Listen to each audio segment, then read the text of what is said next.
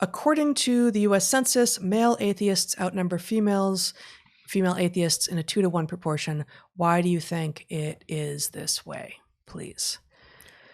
I think this is going to have to do with,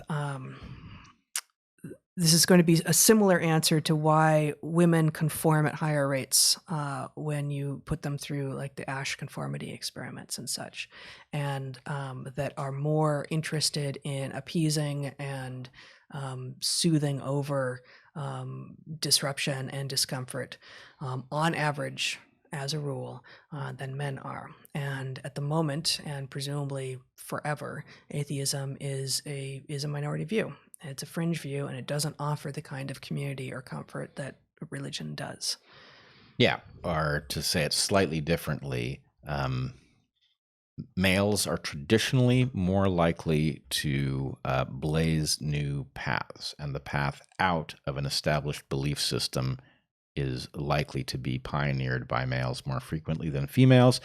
I don't think there's any reason to expect that that pattern has to continue, just that it has traditionally been male-associated behaviors, and that one of the things that... Well, I mean, but it's been male-associated behaviors for the same reason that in every human culture that does whale hunting, women don't do whale hunting, right? Well, so I mean, it is in part about not being able to, if in your prime you might be pregnant or breastfeeding, you're less likely to be taking huge risks that would put not just you, but your tiny children at risk. Yeah, I see some aspect of that, because this is completely a belief, which doesn't necessarily mean atheism. Yes, simple belief. It seems to me that there is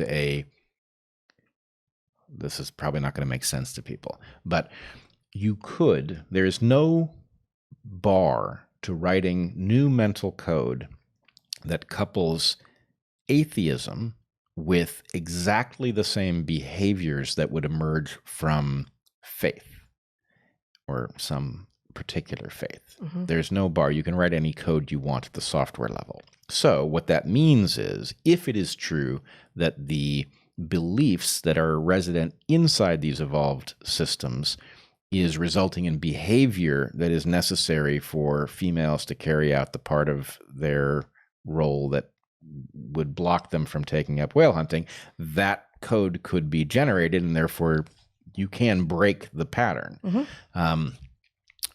That said, well, I guess the plea I would make one more time is, we are at a place where we have to renegotiate the relationship between males and females. The ancestral stuff doesn't work, and the no holds barred, everything is postmodern doesn't work either.